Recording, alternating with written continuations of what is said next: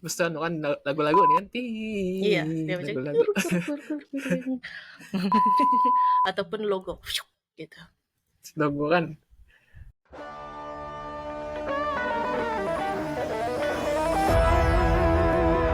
Halo guys, selamat datang ke podcast kami yang pertama kalinya, yang kami beri nama Podcast Saja.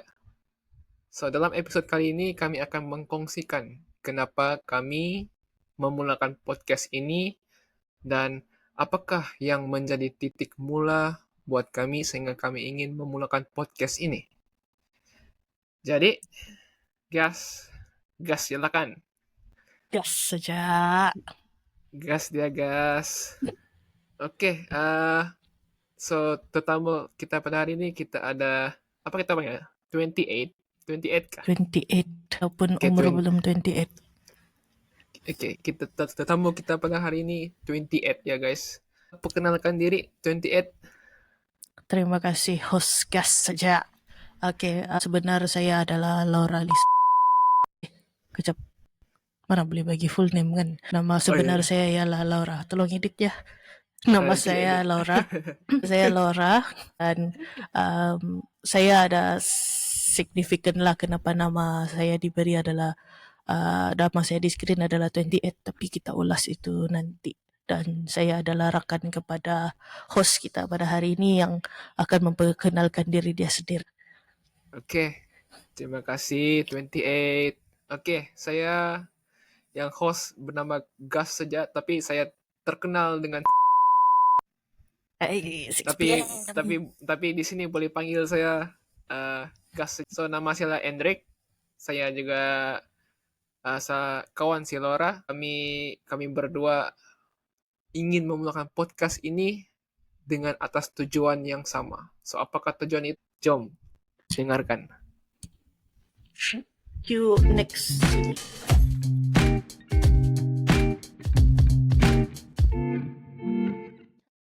Boleh. Terus Terus oke. So sini ada satu pertanyaan yang hebat nih untuk podcast kita yang pertama. So apakah tujuan utama podcast Gas Saja ini direka dengan teliti untuk menyokong siapa saja yang mengharungi krisis. Kira apa krisis itu? Krisis kehidupan, krisis usia 20-an yang dihadapi oleh generasi sekarang ini, atau sebarang perjuangan pribadi yang mungkin Anda sendiri hadapi.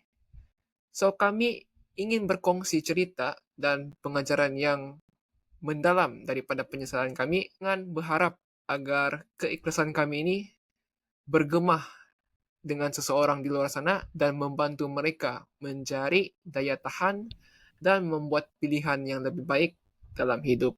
Mari nih 28 kita ulaskan nih tujuan kita mulakan. So apa pendapat 28 tentang kita punya apa nih tujuan kita buat podcast nih?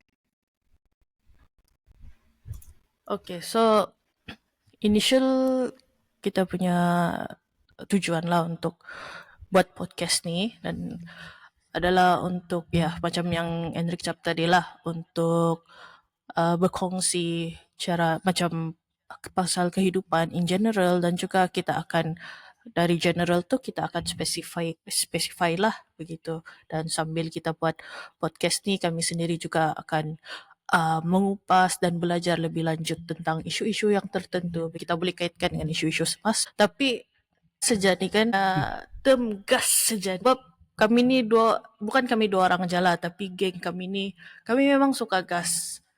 Kami memang suka lepak. Jadi lepak tu memang last minute. Kami punya frasa always okay gas. Tapi semasa kami lepak tu kami sedar kami punya perbualan, kami punya perkongsian antara kan something yang very fruitful begitu. Every time kami meet up, kami jumpa begitu kan. Something yang very fruitful dan kita belajar sesuatu benda yang baru melalui perkongsian ini. Jadi kami tercetuslah idea daripada kami just between us, kami mau sebarkan juga kepada sesiapa yang sudi mendengar fikiran kami, kardiologi sendiri. Oleh itu terbentuklah Gas Seja punya podcast, idea daripada saudara Hendrik kita, dan saya Gas sebagai saja. kawan Hendrik, Gas Seja saya support apa-apa yang Ya, kawan saya mau lakukan dalam kehidupan. Okay, ya. back to the host. Oke, ada ingin menjelaskan sedikit tentang maksud gas ini. Gas ini kami ambil nih actually dari Ya, betul. negara sebelah, yaitu dari Indonesia, yang sering kali Negara mereka cakap Konoha. gaskun, gaskun. Awas. Gaskun, gas. Maksudnya kalau dalam kendaraan itu kita accelerate more faster lah, begitu, kasih laju dia terus. Atau initially means let's go, let's do it. Jangan lagi pikir 2 kali, buat terus. No second thoughts, Mang. Buat terus.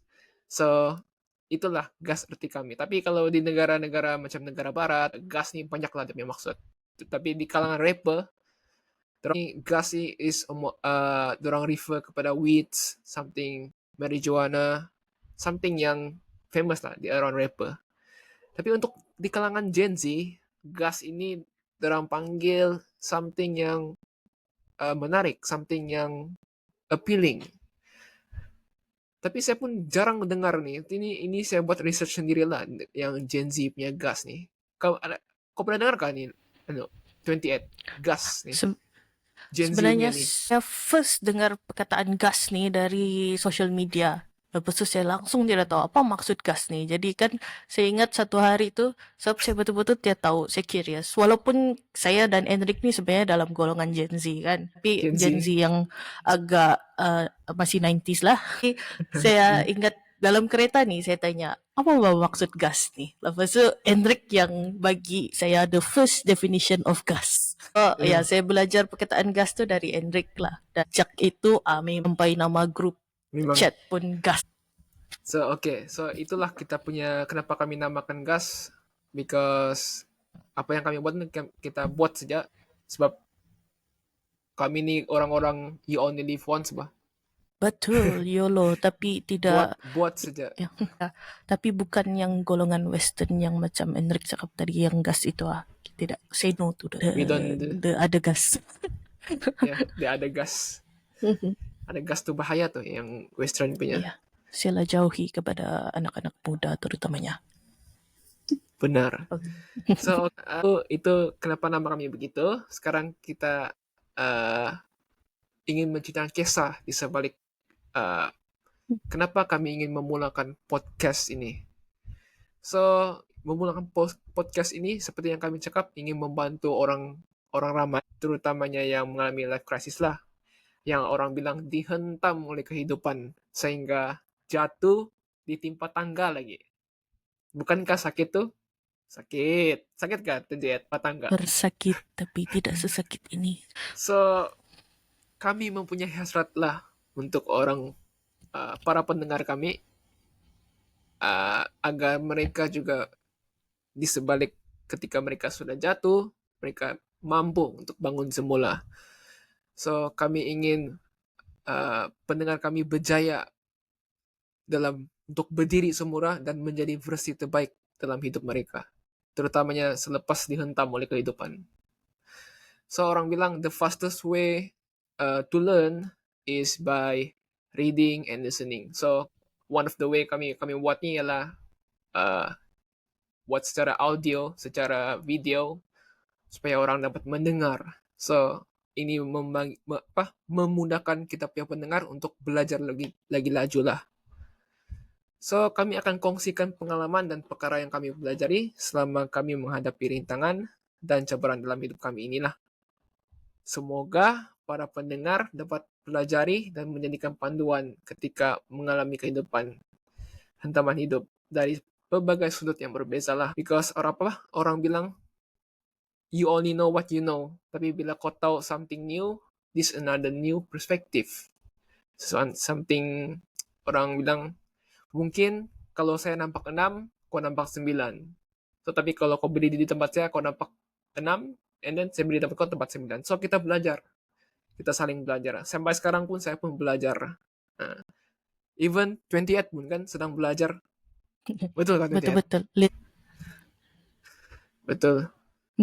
So, apa pendapat 28 tentang apa yang orang bilang the fastest way to learn? Okay, so itu satu pembukaan ataupun exposure yang menariklah dari Hendrik begitu, dan summarize lah why we started this podcast begitu. Berbalik semula kepada kami punya nama podcast ni, just gas saja.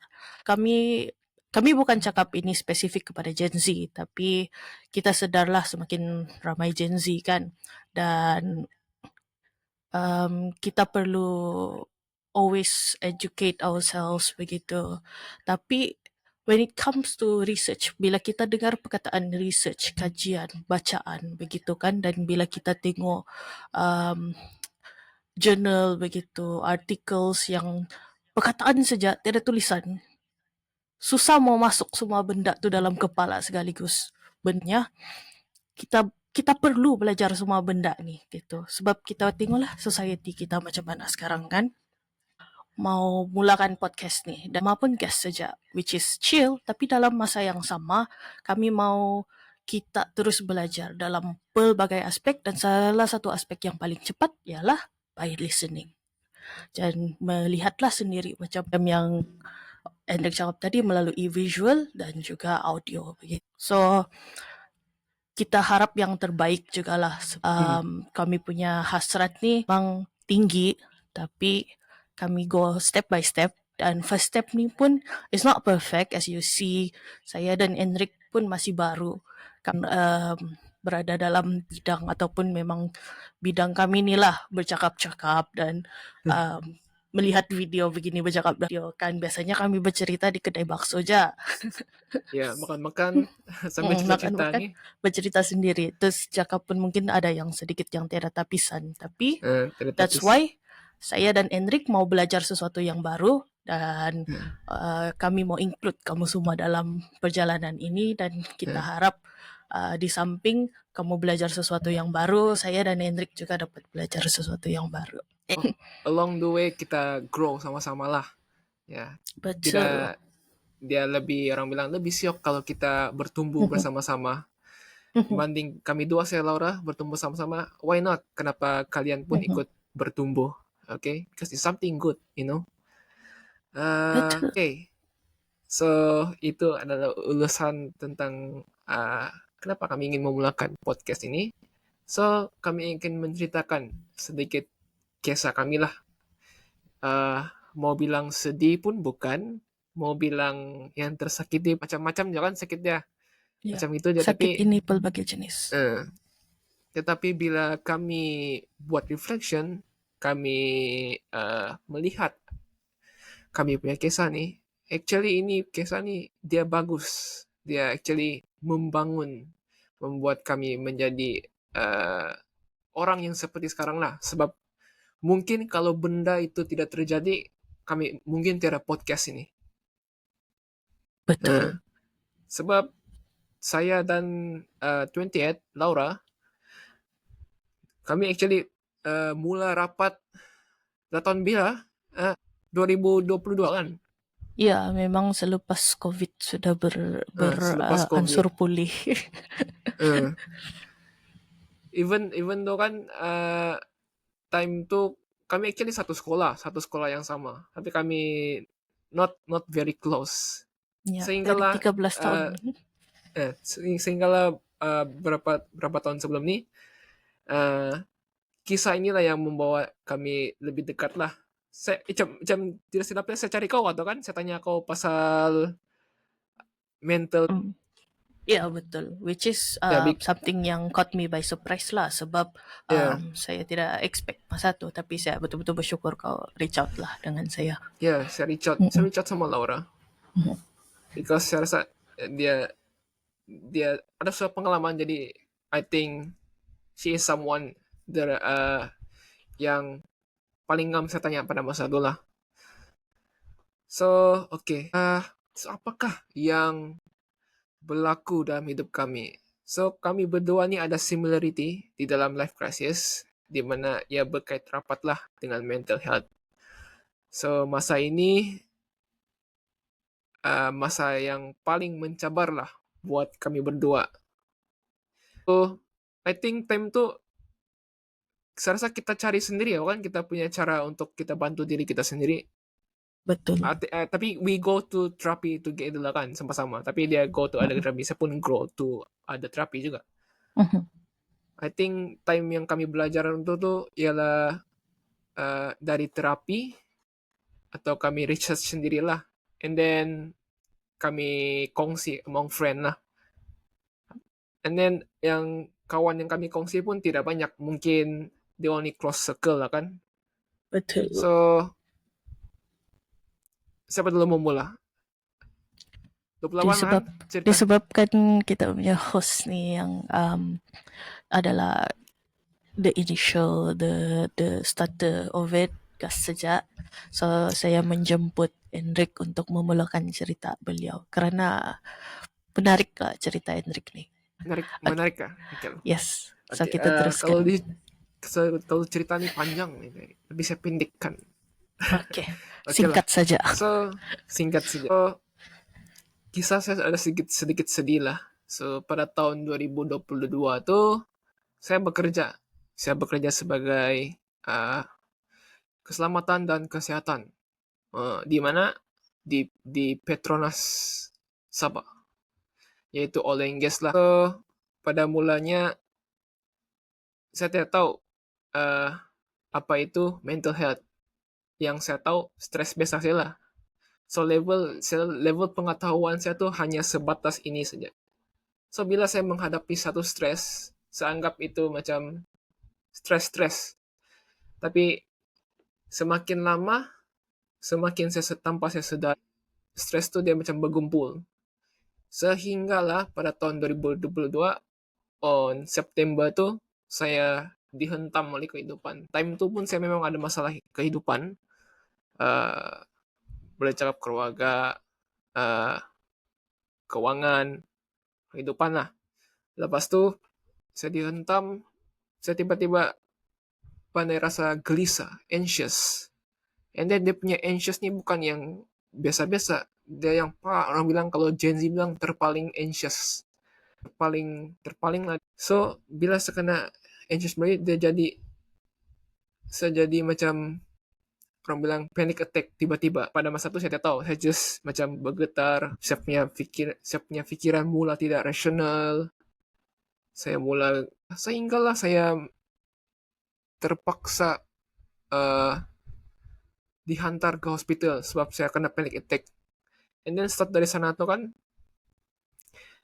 sudah saya kena hantar hospital, terus saya macam disahkan lah, macam tidak, saya rasa saya tidak boleh mula bekerja sudah. So start dari sana tuh saya tidak dapat bekerja, saya terpaksa untuk berhenti lah, resign.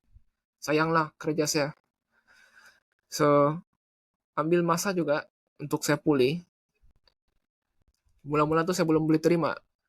Yang saya nih ada masalah. Tapi saya coba lagi untuk bangkit semula, bekerja semula. Ini saya bekerja di mana? Di Hyundai ya, di Hyundai KKIP sana. Safety juga. And then di sanalah saya kena hentam lagi satu kali kehidupan sebab dia punya stress level, mungkin time tuh saya belum ready untuk bekerja, tapi saya paksakan diri untuk bekerja sehinggalah saya dihentam oleh kehidupan, masuk hospital. Terus itu baru saya buat cek apa tuh yang kita panggil cek, yang mau tes kopinya tuh borang tes tuh apa tuh? DASS tuh kan? DAS, ujian DAS. DAS tuh, DASS. Start dari sana saya kena tes. Kok actually ini ada anxiety disorder. Tapi time itu saya belum paham apa tuh anxiety disorder.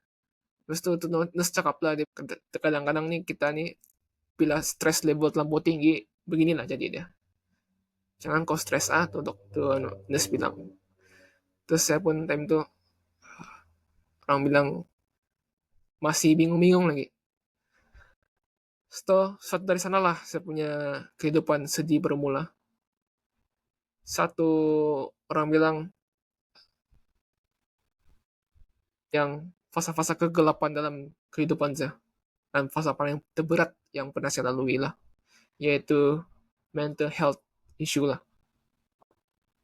So macam mana saya recover? I think melalui sokongan rekan-rekan dan spiritual help lah. Saya dapat membangkit semula diri saya dari spiritual help. Saya rasa saya boleh katakan 80% spiritual help membantu saya untuk saya jadi seperti ini sekarang. Saya tidak cakap terapi Puji tidak Tuhan. membantu. Terapi membantu, tetapi hanya kepada asas-asas knowledge je lah. Seperti cara pernafasan, cara berfikir kau, macam mana cara kamu fokuskan, apa langkah-langkah. Tetapi lebih daripada itu, ianya orang bilang hanya menggaruk kau punya surface ya. Dia belum capai itu deep di yang paling dalam tuh. So, secara spiritual itulah yang menggali lebih dalam sehingga sampai ke luka, orang bilang unspoken wound. Unspoken wound tuh. Orang bilang Inggris luka-luka yang dalam tidak tidak tidak terungkap. disebutkan, tidak terungkap, tidak dikatakan. So bila saya discover tuh, actually sini saya terluka. And then luka-luka yang ada pada diri saya tuh bertambah teruk, bukan masalah sekeliling saya. Dia seolah-olah luka tuh sudah ada, tapi dia kau tabur garam dulu lagi. Nah, bila ditabur garam tuh dia lebih sakit kan, lagi pedas. Iya. So bila dia makin teruk tuh, itulah dia sampai ke mental health issue. Saya bersyukur juga lah saya dapat berubah. So satu perjalanan yang bukan mudah. Saya pun orang anggap kalau setidaknya kan saya sepatutnya jadi gila. Tapi syukur saya tidak gila. Tidak gila. Statement yang kontroversial. Alah. Silent. Malah menjadi orang yang lebih baik lah. Tapi in the good way. So saya start menjadi tukang gas sekarang. Kenapa saya jadi tukang gas? Antara satu sebab ialah saya rasa saya lebih menghargai masalah. Sebab time itu saya banyak betul lost masa. So bila saya sedar betapa pentingnya perkara-perkara kecil, terutama bersama kawan, bersama orang-orang yang kita sayang, saya mula orang bilang tanpa berpikir dua kali lah. Benda itu akan berlalu, and then dia tidak akan datang lagi untuk kedua kalinya. So bila ada peluang itu kita ambil lah kan, gas saja, tiap pikir. Start dari sana, bila saya sudah jadi seperti sekarang nih, orang bilang heal. Saya rasa I'm not fully heal, but saya rasa saya boleh lah untuk mengkongsikan apa yang saya lalui. And then sejujurnya sampai sekarang saya juga bekerja keras lah untuk orang bilang menjadi yang lebih baik. Tapi dalam proses kali ini saya tidak mau satu orang. Kalau boleh saya mau bawa orang bilang para pendengar yang memerlukan lah. Terutamanya yang orang bilang masih tidak tahu jawaban dicari, di mana saya mau rujuk, di mana saya mau mencari arti kehidupan. So mungkin di podcast ini kamu mendapat sesuatu yang berharga lah. Tidak pun menjadi orang bilang rujukan untuk kamu menghadapi sesuatu. Something to learn lah. Because saya percaya dari setiap orang yang kita jumpa mesti ada sesuatu yang kau pelajari. Setidaknya 1-2 lah. Jika kau betul-betul mau dengar, betul kau mau tengok. Nah, itu sih lah kisah saya. Jangan panjang-panjang. Oke. Sekian daripada kisah saya. Sekarang mari kita dengar kepada kita punya tetamu jemputan 28. Laura. Bila saya dengar kau punya perkongsian kan macam betul-betul saya terrewind balik masa kau alami itu. Walaupun kita macam most of the time jauh begitu kayak apa tu relief balik lah pengalaman tu. Opening up about it pun bukan satu benda yang mudah, jadi kita patut salute lah pada kawan kita Hendrik ni, sebab ya satu perkongsian yang menarik dan azam yang sangat positif lah. So asal pengalaman saya pula, saya tidak akan trauma lah sebab terlampau panjang juga. So, Hendrik punya cerita bermula pada tahun berapa, Rik? 2022. Okay, 2022. Dan saya punya masalah sendiri, saya bermula pergi terapi pada tahun 2018 dan masalah ini sebenarnya sudah disimpan dari tahun 2013, 2013, 2014 macam itulah. So benda yang disimpan terlalu lama dan dia burst out begitu. Masa saya remaja, saya rasa saya terlalu menyimpanlah masa. Satu sebab ialah sebab kita remaja kan, kita fahamlah macam budak sekolah menengah bila dia ada masalah, orang sekeliling akan anggap bukan masalah yang serius atau masalah yang sebenar, kamu masih budak sekolah. Apa juga problem yang ada sampai kamu boleh jadi tahap yang teruk begitu. So benda ni saya percayalah pada waktu itu. Jadi saya percaya masalah saya itu tidak serius dan saya patut simpan dan saya tidak patut luahkan kerana luahan emosi itu adalah sesuatu yang lemah. Pendapat saya pada masa itulah ketika saya masih remaja. Sedikit demi sedikit itu benda dia menghancurkan diri saya. Kesan dia tidak ketara dalam masa yang singkat. Tapi bila burden tu macam air lah, titik-titik-titik kan, dia tidak bagi kesan apa-apa, nampak secara mata kasar. Tapi bila air tu bertitik setiap hari, bertahun-tahun, even simin pun boleh berlubang. Kalau secara konsisten lah air tu, titik-titik-titik. Okay. So pada tahun 2018, at my limit begitu. Saya melakukan benda yang orang normal tidak lakukan. Dan saya mengalami pemikiran yang baik. Pada pendapat saya, orang normal tidak akan berfikir seperti itu. Jadi, pun saya melakukan perkara yang tidak diinginkan ataupun perkara yang lebih teruk, saya cuba untuk mencarilah tempat di mana saya boleh merawat ataupun mengenal pasti apa yang terjadi dalam kepala saya ni begitu, sebab saya tiada certain explanation begitu, saya tidak faham apa yang terjadi begitu, kenapa. Dan trigger warning, tapi pada ketika itu saya merasa amat suicidal. So perkataan itu, suicide sendiri itu adalah satu benda yang sebagai orang yang normal, kita rasa yang kita mau kita mau attempt suicide.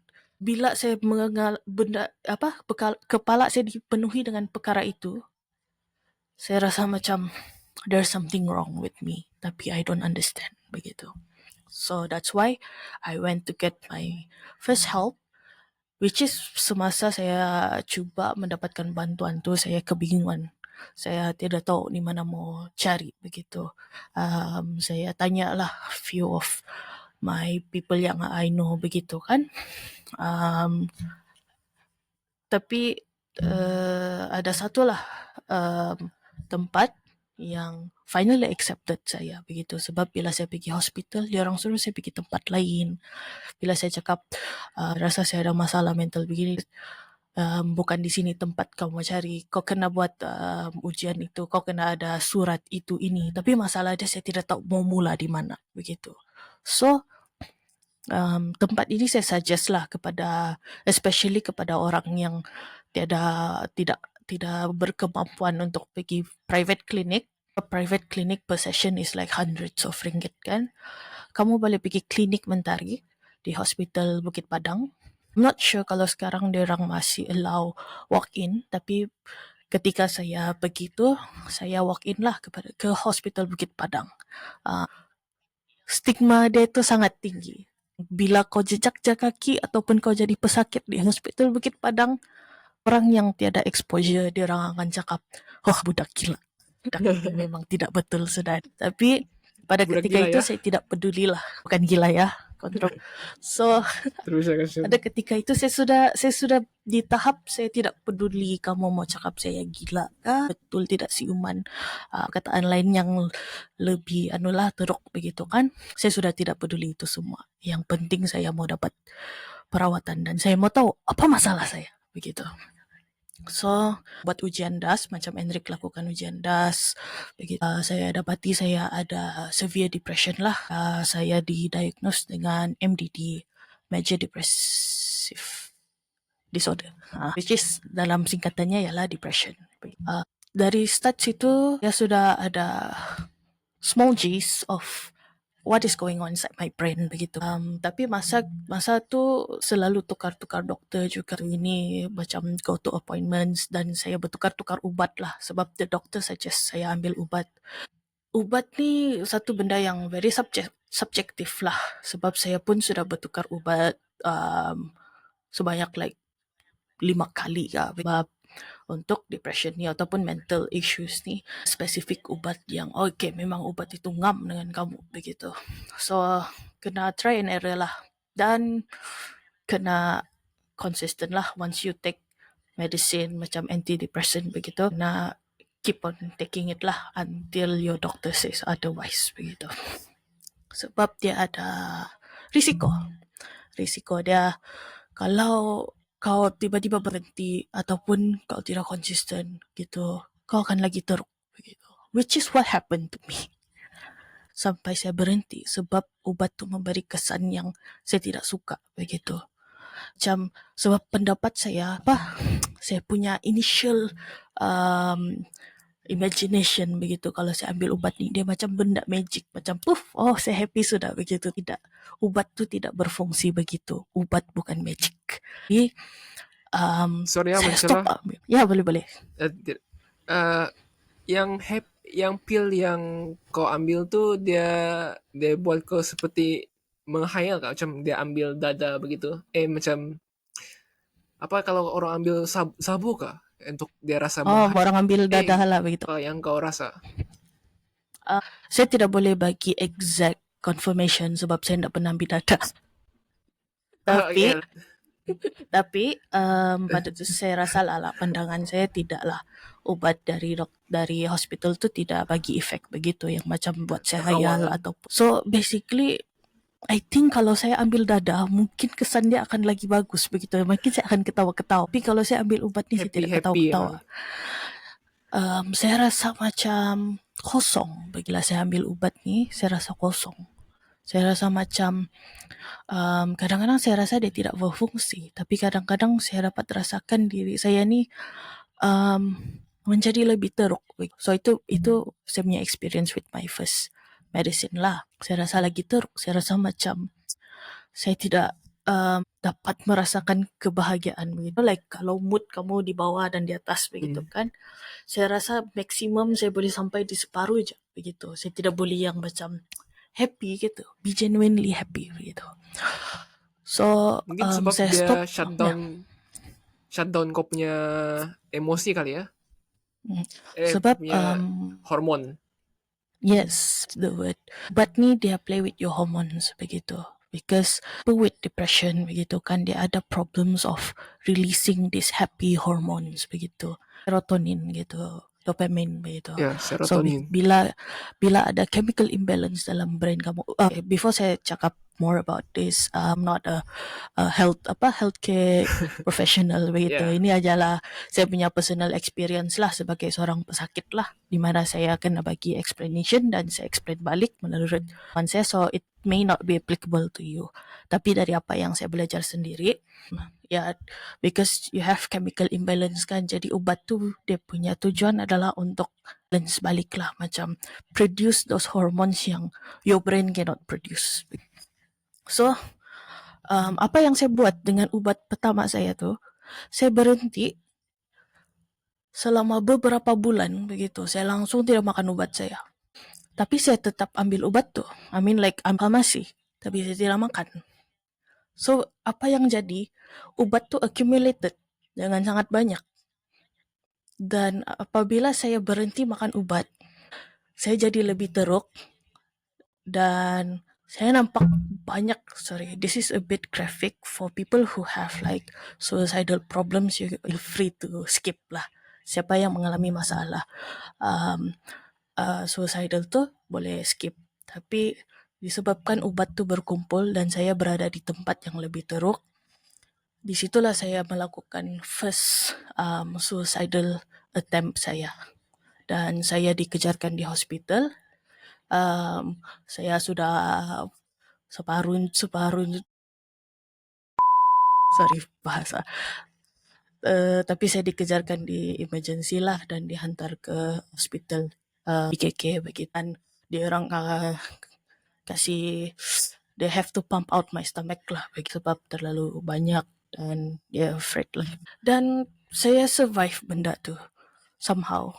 Like I really thought dia macam masa tu kan it was like the end of it begitu sebab saya sudah mengampai di lantai. Saya rasa macam yang like sakit begitu.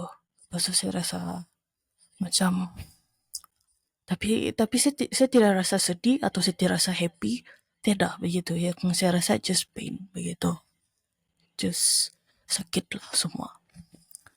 Dan saya survive benda tu. Dan saya ingatlah kata-kata doktor, salah satu doktor lah yang masuk di bilik saya masa saya sudah sedar lah. Dia beritahu saya, you are stronger than you know, dia bilang. Jadi perkataan tu melekat dengan diri saya. You are stronger than you know, dia bilang. Di saat saya rasa macam saya tidak mau hidup, actually badan saya tengah bekerja keras untuk memastikan saya masih hidup begitu. Dia orang semua dah sel-sel dalam badan, ya, yang bekerja begitu. Like the only one yang tidak mau is like, the only one yang tidak mau is my brain. Tapi the others, the part of my body semua working hard, make sure yang saya alive and well begitu. So bukan pengakhiran dia lah. Saya tidak terus dapat kesedaran.